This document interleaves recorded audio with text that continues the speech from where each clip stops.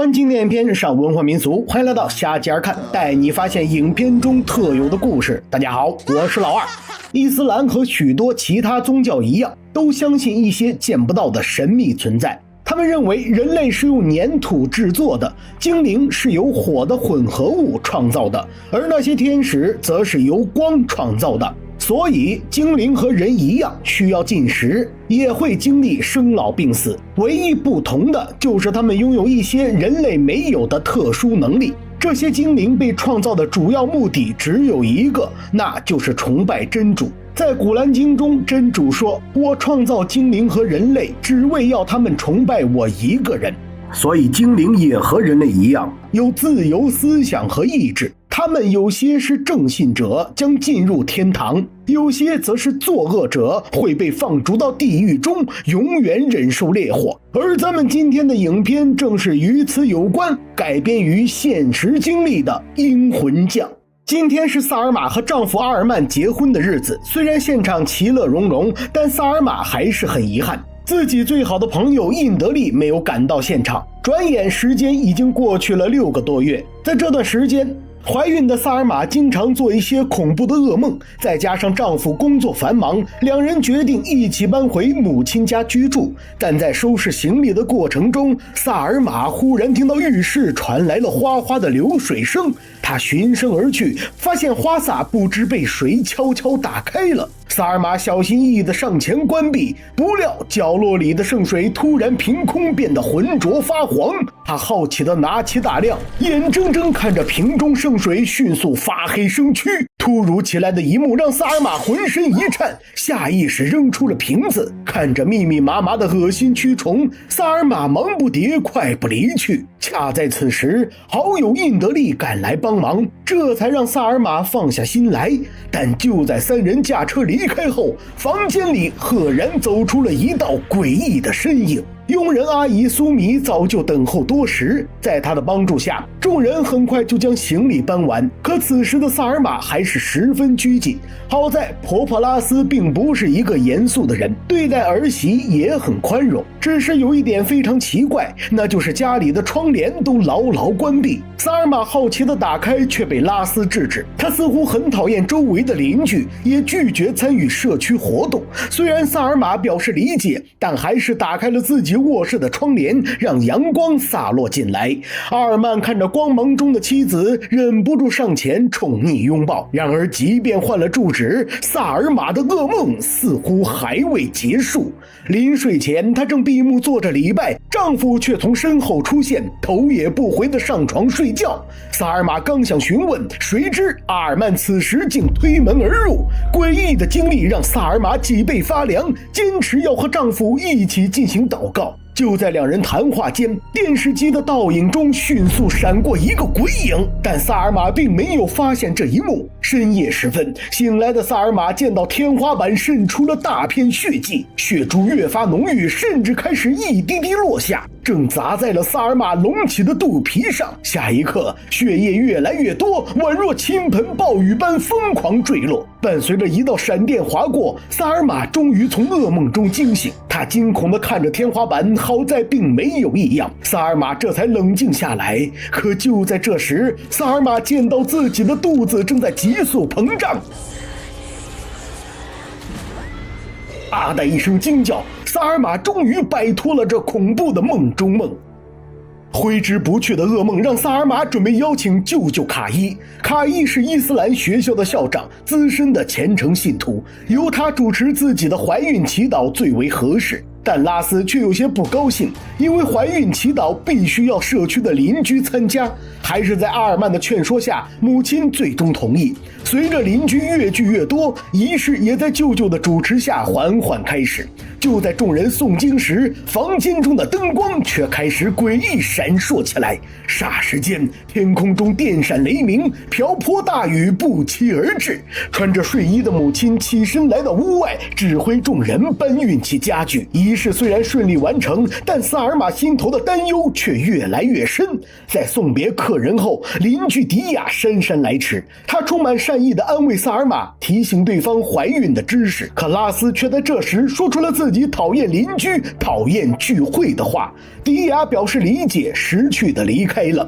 仪式过后的晚上，萨尔玛果然没有噩梦，精力充沛的她准备给丈夫做一份午餐，但恍惚间，萨尔玛意外听到拉斯在抱怨自己的食物非常清淡。可转眼一看，拉斯却是笑容满面，她顿时疑惑不解，却也没有声张。等萨尔玛赶到丈夫公司时，正看到浓妆艳抹的宣传大使从办公室走出，那妖娆的身躯让萨尔玛渐渐有了一丝危机感。不过看到阿尔曼期待的样子，萨尔玛彻底放下戒备，觉得自己的担心完全没必要。等安置好丈夫，她找到印德利，说出了自己的感受。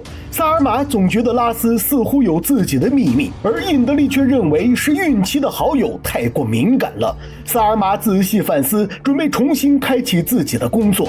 就在他专心致志地描绘建筑时，身后却飞进来一颗石子。萨尔玛也没多想，关上房门继续工作。可刚一低头，桌面上竟不知何时也出现了一颗石子。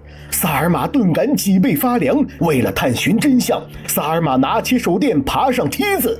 他小心翼翼地朝里看去，不料一个头生双脚、浑身猩红的骇人厉鬼猛然探头。萨尔玛浑身一颤，不慎摔落楼梯。好在他人并无意外，只是撞倒了花瓶。拉斯闻讯而来，赶忙确认儿媳的情况。等到阿尔曼回家，直接拿着手电来到阁楼查看，可他根本没发现身后赫然有着一个披头散发、面如焦炭的嗜血厉鬼。阿尔曼突然间汗毛炸立，猛地转身看去，一声惨叫顿时划破天际，这让萨尔玛越发担心起来。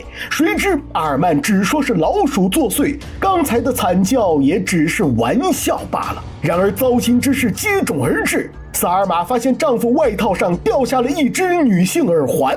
回想起那天见到的宣传大使，她忽然有了一股不祥的预感。就在此时，迪亚带着自己新做的食物登门拜访，并邀请她有时间去家里做客。迪亚家的位置就在社区角落的大树旁。萨尔玛欣然同意，带着肉干回到了家中。他拿出2个饭盒，分别带给阿尔曼和舅舅。拉斯看着奇怪的饭菜，询问这是谁做的。听到是邻居迪亚送的后，他的脸瞬间阴沉下来。可萨尔玛并没有注意到这一点，他找到舅舅，将自己前段时间的经历一一诉说。听完倾诉，卡伊希望萨尔玛能和阿尔曼一起沟通解决，不过他还是会准备一些圣水送给萨尔玛。听了这话，萨尔玛终于稍稍放心，拿出了自己准备的饭菜，但打开一看，肉干之上竟全都是恶心蠕动的蛆虫。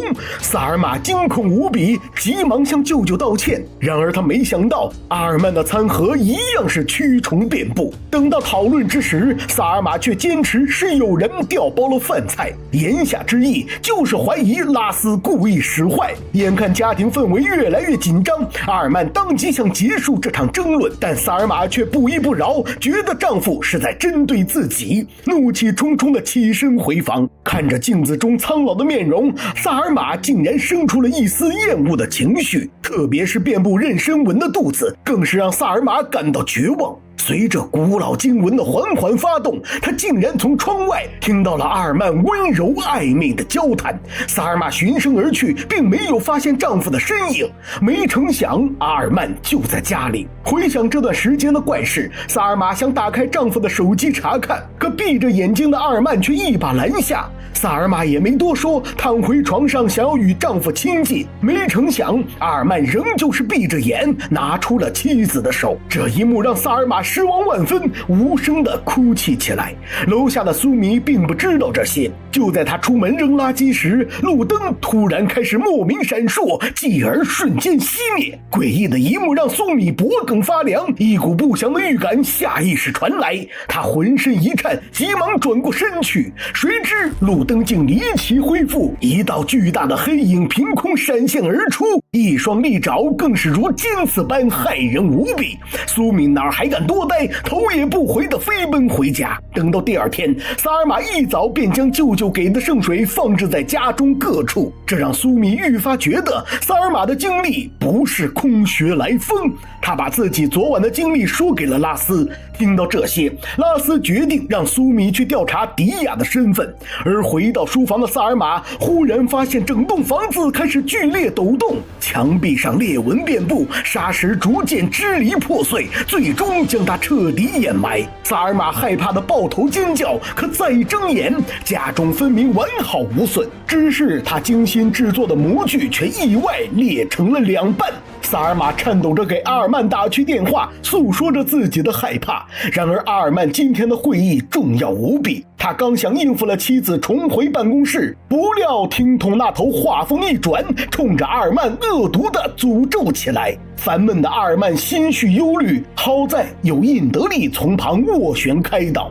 然而挂了电话的萨尔玛却是满脸忧伤，根本不似方才那么恶语相向的模样。他让朋友迪卡带来了新的模具，希望能用工作冲淡心情。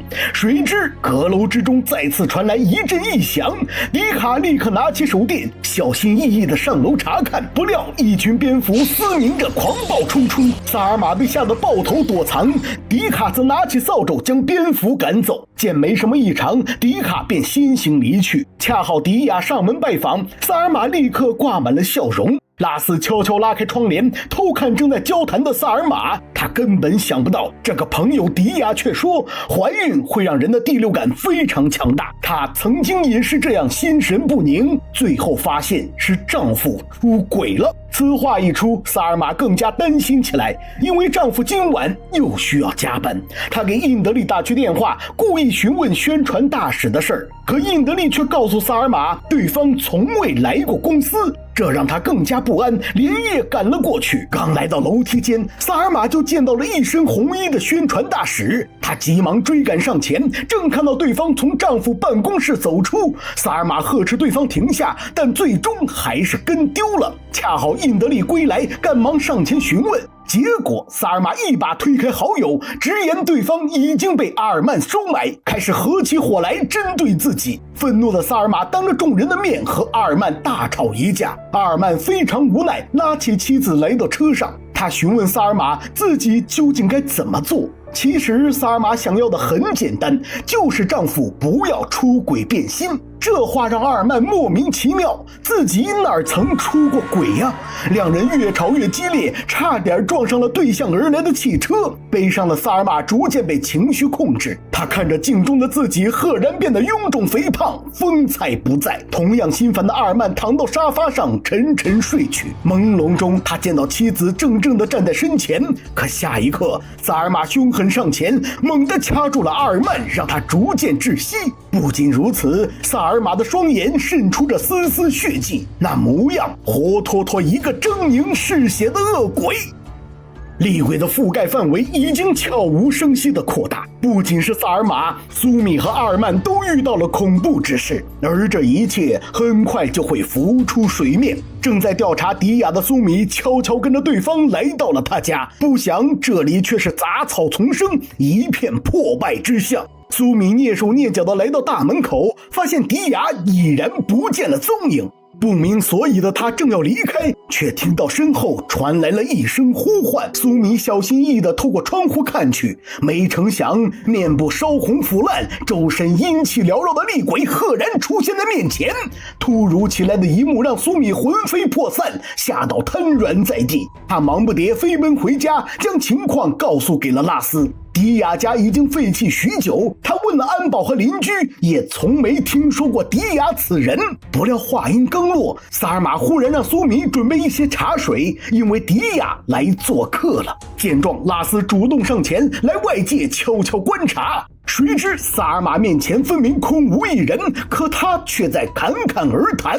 愤怒的斥责凭空而来，这不是你该管的事儿。拉斯被吓到震惊后退，再看萨尔玛之前放置的圣水，已然变得浑浊不堪，蛆虫遍布了。下一刻，萨尔玛一声不吭地来到厨房，打开燃气灶就走。拉斯紧跟上前，刚要关闭燃气灶，谁知灶火突然无故爆炸。慌乱中，拉斯意外打倒滚烫的热水，腿部被严重烫伤。而此时，萨尔玛却从屋外归来，担心地询问起来。虽然伤情并不严重，但拉斯是彻底害怕了。他将调查的情况原本告知卡伊，但因为学校的事情，卡伊根本没法前来，只能由苏米取来卡伊准备的圣水。就这样，他连夜来到车站，可就在苏米候车时，那若有若无的恐怖身影再次显现。伴随着闪烁的灯光，身披黑袍的赤红厉鬼彻底现身。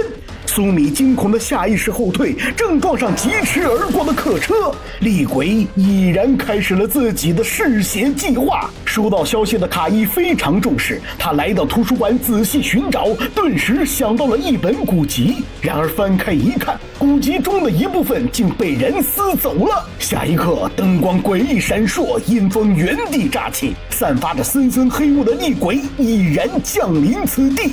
卡伊浑然不惧，立即念诵起古兰经。眨眼间，厉鬼之身消失不见。但卡伊明白此事断然不简单。苏米的死讯很快便传到了拉斯耳中，他悲痛欲绝，十分后悔让苏米去拿圣水，但也因为这一点更加坚定了拉斯对迪亚的怀疑。他将调查到的情况一五一十说给萨尔玛，而且每次迪亚上门，拉斯都只能看到萨尔玛一个人自言自语。不料萨尔玛似乎很介意这些，一听到对迪亚的质疑便瞬间暴走。拉斯说这些难道是要证明自己疯了吗？不信邪的萨尔玛直接来到迪亚家，这里果然灯火通明，根本就不是被废弃的样子。不过为了防一手，他还是带上了一瓶圣水。岂料迪亚仿佛未卜先知，直接开门迎客。萨尔玛也没多想，开始倾诉起自己的悲伤。听闻此话，迪亚直言家人们不需要萨尔玛，他们只关心自己。此话一出，萨尔玛忍不住潸然落泪。可就在这时，萨尔玛看到屋外的圣水飞速变黑，凭空炸裂在面前，而那玻璃的倒映中赫然有着迪亚的本来面目，分明就是一张赤红烧烂的狰狞鬼脸。不等萨尔玛反应过来，灯光瞬时熄灭，面容灼烧腐烂的厉鬼迪亚猛地上前，直接将萨尔玛吓得瘫倒在地。拉斯仿佛感受到了儿媳的困境，他突然听到了一阵扫地声，循声而去，竟然是苏米的扫把正无故横在院子。拉斯捡起扫把，却发现双手沾满了鲜血。还不等他震惊，一声呼唤自身后悠悠响起。惊恐的拉斯根本没注意到，苏米那血肉模糊的身影已经悄无声息地来到了身边。拉斯被吓得魂飘神荡，奋力奔逃。岂料身披黑袍的阴森迪亚闪现在面前，拦下了去路。拉斯刚要求助，可看着对方那阴恻恻的笑容，他顿时如临大敌，斗如筛糠。逐渐后退之中，拉斯不慎从楼梯上跌落，厉鬼一分为二，侵扰着萨尔玛一家。阴森黑气缭绕的厉鬼缓缓上前，对着萨尔玛狰狞阴笑。好在萨尔玛念诵古兰经逃过一劫，她狂奔到家，不停地呼唤丈夫和拉斯，可根本没有任何回应。下一刻，混合着烧焦皮肉和猩红鲜血的厉鬼迪亚出现在面前。不仅如此，妖娆的宣传大使也从门外走来，而头生犄角的邪恶精灵同样如期而至。他们将萨尔玛团团围住，不断的变换身形，看来这三个形象全都是恐怖厉鬼的化身。刹那间，两道鬼影融入迪亚体内，朝着萨尔玛一声凶残的嘶吼，化为黑气，彻底消散。萨尔玛冒着大雨来到了印德利家中，他希望好友带自己去找舅舅进行驱邪仪式。然而无意间的一瞥，萨尔玛竟看到了丈夫的打火机。下一刻，上身赤裸的丈夫果然从浴室走出。萨尔玛怒不可遏，丝毫不听解释，一巴掌扇向好友，随后转身坐上出租车来到了舅舅家。终于，卡伊说出了调查的结果。萨尔玛遇到了精灵达西姆，这个精灵最喜欢挑拨人的关系。典籍中曾记载精灵的召唤和预防办法，可关于达西姆的信息却被人撕了下来。拿走书页的人正在利用达西姆侵扰萨尔玛一家。卡伊不敢耽搁，当即开启驱邪仪式。圣水洒下的刹那，房间顿时地震般抖动起来。萨尔玛变得焦躁不安，神情挣扎。当他睁开双眼，赫然看到了那赤红狰狞的邪恶精灵。下一刻，萨尔玛凭空浮上半空，瘆人的怪笑节节传来。卡伊探出神杖，轻轻点在萨尔玛额头，丝丝白气蒸腾而起，他终于无力地瘫倒下来。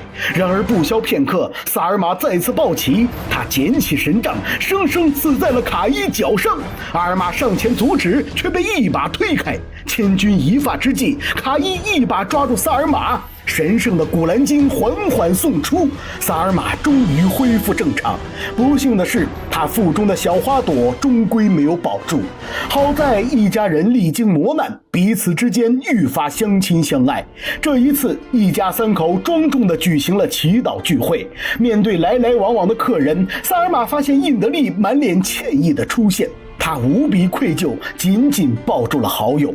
然而就在祈祷之时，印德利借口上厕所来到了萨尔玛的卧室。他取出早就准备好的稻草人，悄无声息地藏到了水池下方。而萨尔玛之前捡到的耳环，正是出自印德利之手。那召唤达西姆的人同样是印德利，想要夺走阿尔曼。再看那光滑镜面中的人，不正是恶魔达西姆吗？全篇完。《阴魂将》是上于2025年的印尼恐怖电影，特有的伊斯兰风俗让本片有了独特的意味，而且剧情推进，最后的反转也让人惊喜连连。要说本片最疑惑的人物，当属拉斯了。他讨厌和邻居相处，对待亲人却是无比温和。从邻居的讨论中可知，拉斯仿佛也有些许隐秘怪事。而从拉斯家中的合照来看，丈夫在阿尔曼刚刚成年时还在，那他应该是最近才离世的，这是否又有着什么不同寻常的故事呢？小伙伴们有什么想法呢？欢迎在评论区留下你的观点，老二等着大家哦。